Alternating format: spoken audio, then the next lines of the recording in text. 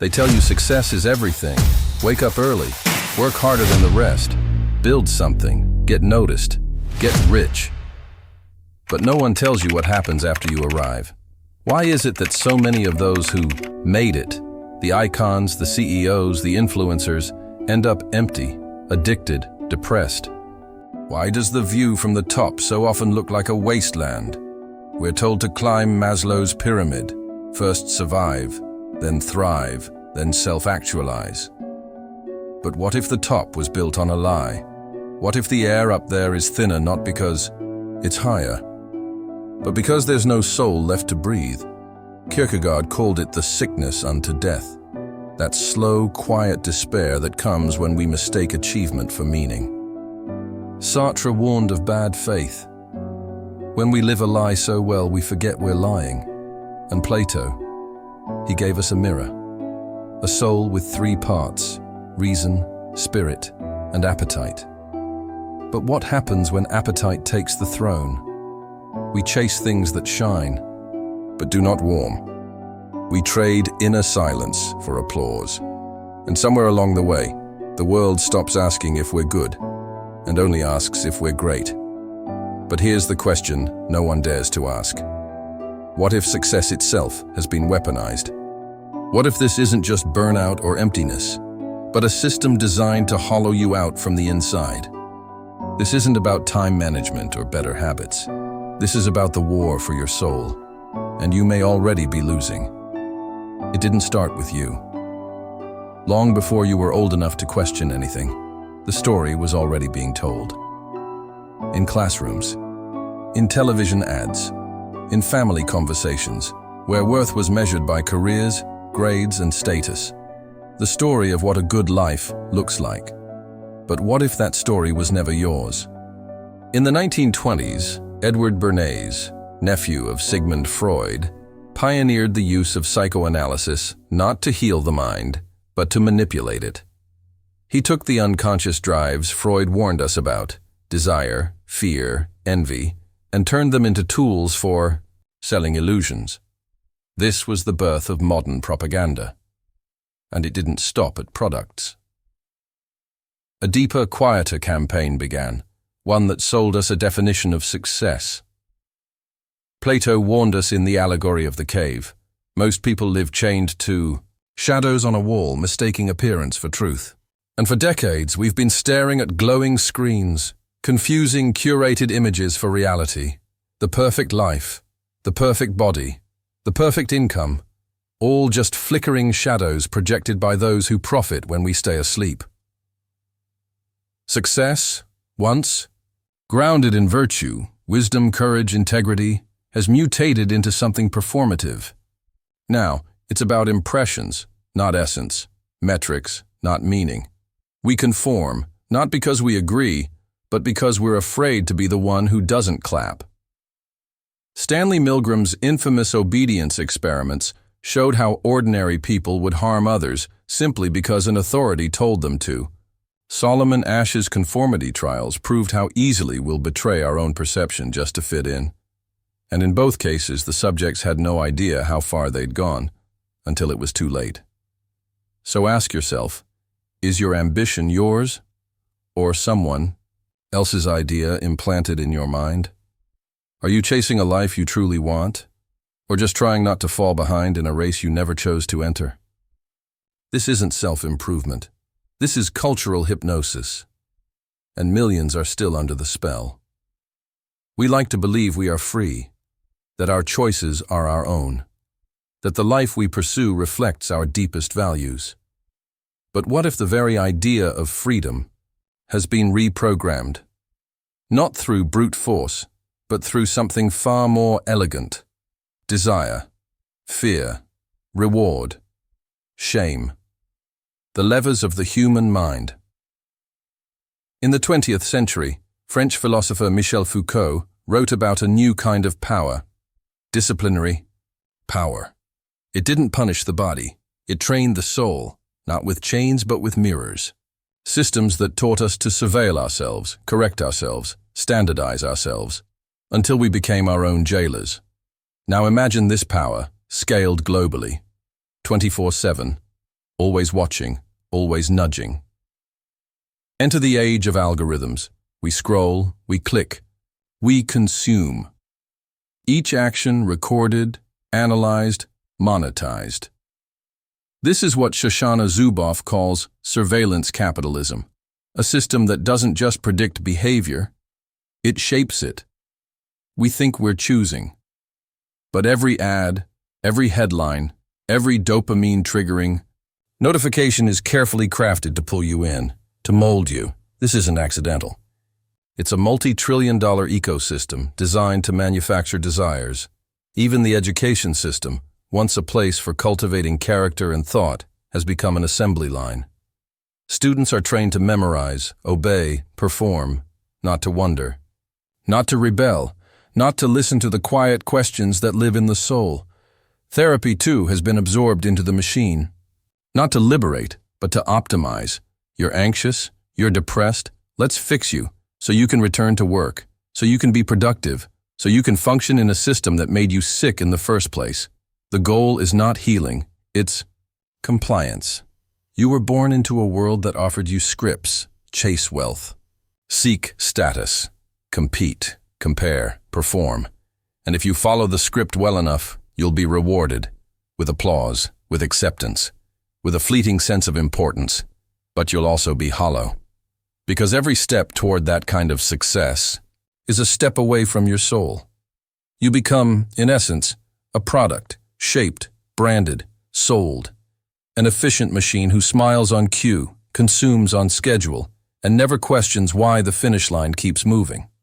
It's not that you're incapable of deeper meaning, it's that the machine has no use for it. So ask yourself this. If you had never been told what success looks like, what would you be chasing right now? If you had never been programmed to care about status or appearance or power, what would your life be built around? The modern definition of success isn't neutral, it's weaponized. It rewards those who conform and punishes those who seek truth. And truth doesn't sell as well. In this system, to be truly free is not to win the game. It's to see the game and walk away. There's a war no one sees, a quiet war, not for land or money or votes, but for your soul, not your religion, not your personality, not even your thoughts, but the deeper you, the center from which meaning, purpose, and truth once flowed. In Plato's ancient vision of the human soul, there were three parts: reason, the seeker of truth; spirit, the seat of courage, integrity, and will; and appetite, the raw desires, pleasure, lust, greed, hunger. When the soul was in harmony, reason led, spirit supported, and appetite obeyed. But when appetite ruled, when desires became the master, the soul collapsed into chaos. Look around today and ask, which part of the soul is rewarded? Which part is fed? We are told to consume, to indulge, to scroll, buy, flaunt, seduce, accumulate. The appetite is constantly stimulated, until reason grows quiet and spirit forgets how to fight. The modern world doesn't demand you become evil. It just needs you to stay distracted, to pursue pleasures that feel like freedom, while quietly trading away your agency. Carl Jung warned of this disintegration. When we repress the truth of who we are, when we abandon the pursuit of wholeness, we fracture. The ego takes over, protecting the image we've constructed, and beneath it, the shadow grows. All the parts of ourselves we're afraid to confront, our doubt, our guilt, our rage, our longing, we become hollow performers in a play we didn't write, wearing masks, smiling on cue, dead behind the eyes. And what's most tragic is that this fracture is celebrated. The loss of depth is called success. The suppression of spirit is labeled maturity. The death of the soul is repackaged as personal branding. But you feel it, don't you? A whisper in the quiet moments. A weight you can't name. A faint memory of something truer. Something that once lived inside you. That's the soul speaking, or what's left of it. We've been taught to ignore that voice, to silence it with noise, ambition, pleasure, applause. But the more we run, the louder it becomes, until it erupts in anxiety, depression, addiction, numbness. These aren't random disorders. They are symptoms of soul starvation. You weren't made to be efficient. You were made to be whole. The soul is not a luxury. It is the compass. Without it, you can climb every ladder and still be lost. You can be admired by the world and despised by your own conscience. And this is exactly what the machinery of manipulation wants, to sever you from the center of yourself. Because a soul in harmony cannot be controlled. A soul aligned with truth sees through the illusion. It cannot be bribed with comfort. It cannot be seduced by status. It remembers who it is. This section is not about guilt. It is about remembering that beneath the scripts and scars and strategies, you still have a soul, and it's calling you home. To reclaim your soul is to build an inner citadel, a fortress no external storm can breach. This is the ancient wisdom the Stoics spoke of, and the ideal Plato imagined when he described the philosopher king, a ruler who governs not by force or fear, but by reason, courage, and harmony within. In a world that demands conformity, distraction, and appetite-driven success, resisting is an act of rebellion. But this rebellion is not loud or visible. It begins quietly, in the small moments of self-reflection where you ask, what do I truly value? What kind of person do I want to be when no one is watching? Viktor Frankl, who endured the darkest prisons of humanity, showed us the ultimate truth. Meaning cannot be given or taken away. It must be chosen. Even in suffering, even in loss, the soul can find purpose by aligning with values that transcend circumstance. The Stoics called this sanctuary the inner citadel, a self so strong, so grounded in virtue, that no external chaos can disturb its peace. It is where reason commands appetite, where spirit fuels resilience, where the soul reclaims sovereignty. Success, then, is not abandoned, it is transformed.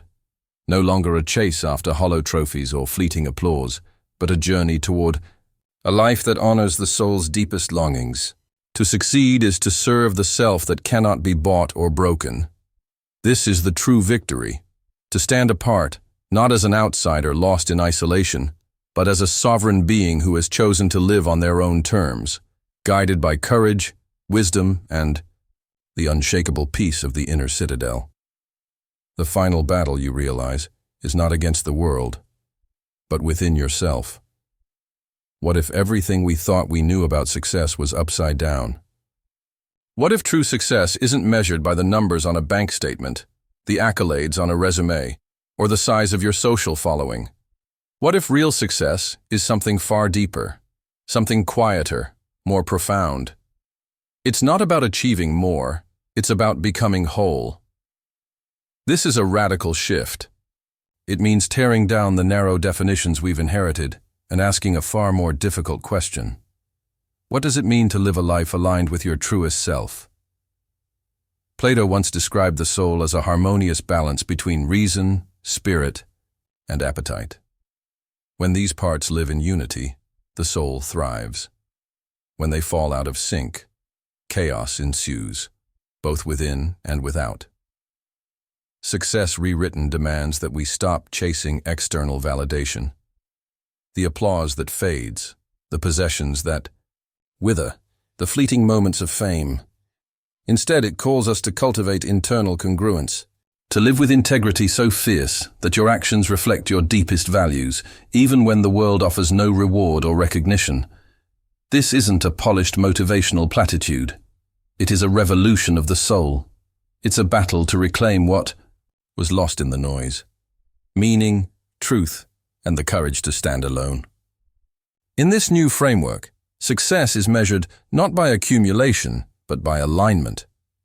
By the degree to which you can look in the mirror and recognize the person staring back, not as a product of social programming, but as an autonomous being. Philosophers and psychologists throughout history have touched on this. Viktor Frankl showed us that meaning is the ultimate human pursuit, even when everything else falls away. Carl Jung taught that individuation, the process of becoming whole, requires facing the darkest parts of ourselves, our shadow, with honesty and courage. The Stoics reminded us that the only true freedom lies in mastering our inner world, regardless of outer circumstance. But this path is not easy. It demands sacrifice. It asks us to confront uncomfortable truths about ourselves and the systems that surround us. It requires the strength to resist conformity, to reject superficial success, and to endure solitude, if necessary. It is a lonely road for many, but it is the road that leads to lasting fulfillment. Rewriting success also means recognizing that it is a process, not a destination. It is a daily practice of choosing depth over distraction, meaning over mirage, and authenticity over approval.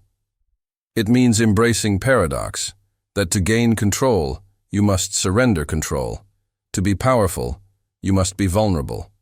And to be free, you must own your chains.